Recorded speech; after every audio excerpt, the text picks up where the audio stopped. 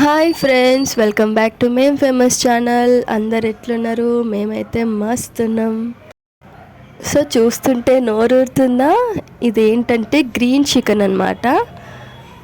So వీడియోని అయితే అస్సలు స్కిప్ చేయకుండా ఫస్ట్ నుంచి లాస్ట్ వరకు కంప్లీట్గా చూసేయండి.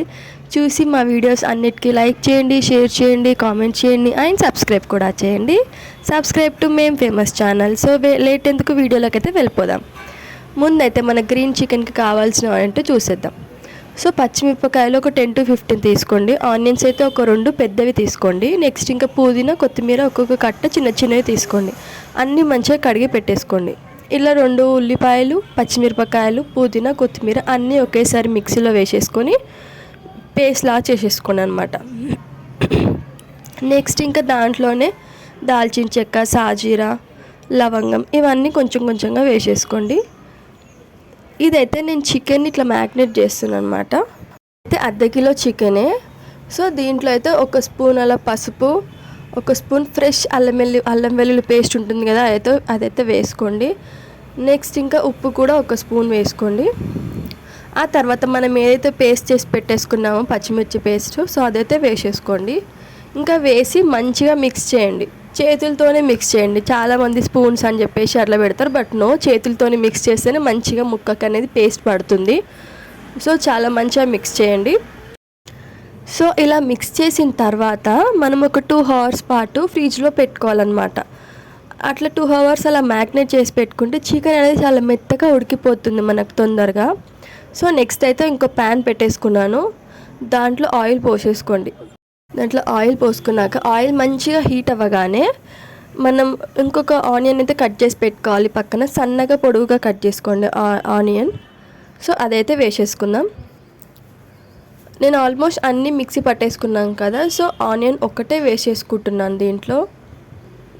ఇది మంచిగా కొంచెం బ్రౌన్ కలర్ వచ్చే వరకు కొంచెం వేయించుకోండి ఆనియన్ని.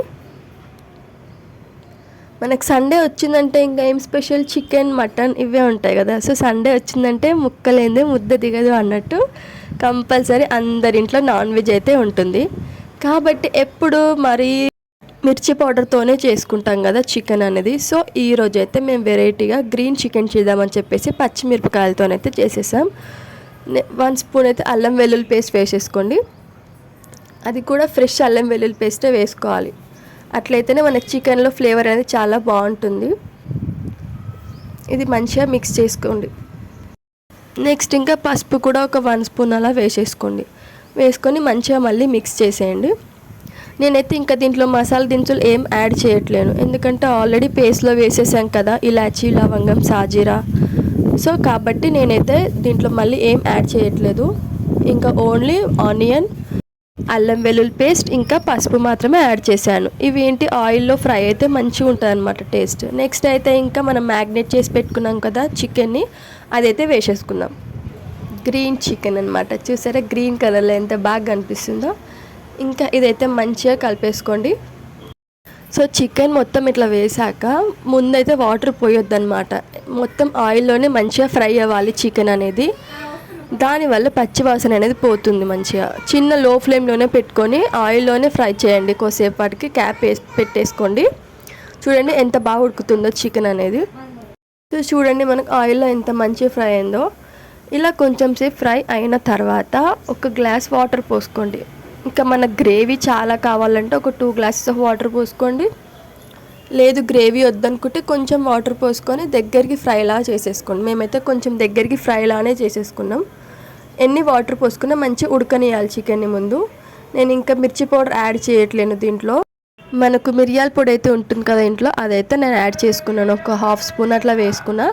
మనకి ఇంకా దొడ్డుప్పు, మేమైతే దొడ్డుప్పు వాడతాం ఇంట్లో. సో అది కూడా మనకు చూసి వేసుకోండి. ఆల్రెడీ నేను కొంచెం పేస్ట్లో వేసాను కదా ఉప్పు, సో దీంట్లో చూసి వేసేసుకోండి. ఆ తర్వాత కొంచెం 1/2 స్పూన్ అట్లా ధనియాల పొడి వేసేసుకోండి. అది కూడా మంచి మిక్స్ అయిన తర్వాత చికెన్ మసాలా వేసేసుకోండి. చికెన్ మసాలా కూడా అందరి ఇంట్లో ఉండేటిదే కదా, సో చికెన్ మసాలా వేసేసుకోండి. వేసుకొని ఇంకా మళ్ళీ మంచిగా మిక్స్ చేయండి. చూసారా చికెన్ ఆల్మోస్ట్ దగ్గరికి వచ్చేసింది. మేము 1.5 glass వాటర్ పోసాము, అయినా కూడా అంత దగ్గరకు ఉడికింది చికెన్. ఆయిల్ మొత్తం పైకి వచ్చేసింది. చూడండి ఎంత బాగా కనిపిస్తుంది చికెన్. ఇంకా లాస్ట్లో అయితే కొత్తిమీరతో ఇట్లా గార్నిష్ చేసేసుకోండి చికెన్ని. ఆల్మోస్ట్ మనకైతే చికెన్ రెడీ అయిపోయింది, గ్రీన్ చికెన్. సో ఇంకా బౌల్లోకి అయితే సర్వ్ చేసేసుకుందాం. వావ్, చూస్తుంటేనే నోరూరిపోతుంది. సో మీకు తినాలనిపిస్తుంది కదా, సో తినేసేయండి. మీరు ఇంట్లో ట్రై చేయండి. రెగ్యులర్గా అదే చికెన్ రెడ్ కలర్లో కాకుండా ఇలా గ్రీన్ చికెన్ చేసుకొని తినే. సో మనం అలా 2 hours ఫ్రిడ్జ్లో మ్యాగ్నేట్ చేస్తాం కాబట్టి దానివల్ల మనకు యూజ్ ఏంటంటే చికెన్ చాలా మెత్తగా ఉడికిపోతుంది అనమాట. ముక్క అనేది ఇట్లా ఈజీగా స్మాష్ అయిపోతుంది చేతిలో పట్టుకొని ఇట్లా విరుస్తుంటే. సో అలా ఉడికిందనమాట చికెన్ ముక్క. ఇంకా ఆ రోజు అయితే మేము బిర్యానీ వేసుకున్నాం ఇంట్లో. బిర్యానీలో ఇంకా చికెన్ ఎట్లుంటుంది, మస్తు ఉంటుంది. కాబట్టి ట్రై చేయండి, తినేసేయండి మీరు కూడా. సో నేను తిని చూపిస్తాను మీకు. తిని చూపిస్తా అంటే జస్ట్ ప్లేట్లో పెట్టుకొని చూపిస్తాను. సో చికెన్ లవర్స్ అయితే ఇంకా చాలా ఇష్టపడతారు ఇట్లాంటి చికెన్ చూస్తుంటే. సో వాళ్ళందరికీ ఇంకా నోట్లో ఊరిళ్ళు వచ్చేస్తాయి చికెన్ చూస్తే మాత్రం. ఇంకా నేనైతే అన్నం పెట్టేసుకున్న ప్లేట్లోకి. చూసేయండి, చికెన్ వేడి చికెన్, గ్రీన్ చికెన్ రెడీ అయిపోయింది. ఇప్పుడు చికెన్ అయితే కలిపేస్తున్నాను. అసలు ఎట్లుందో తెలుసా, ఇట్లా స్పైసీగా చాలా బాగుంది టేస్ట్ మాత్రం. ఒక్కొక్క ముద్దలోకి ఒక్కొక్క ముక్క తింటుంటే ఉంటుంది, మస్తు ఉంటుంది. సో మీకు కనుక నా వీడియోస్ నచ్చినట్టయితే లైక్ చేయండి, షేర్ చేయండి, కామెంట్ చేయండి అండ్ సబ్స్క్రైబ్ కూడా చేయండి. Thank you for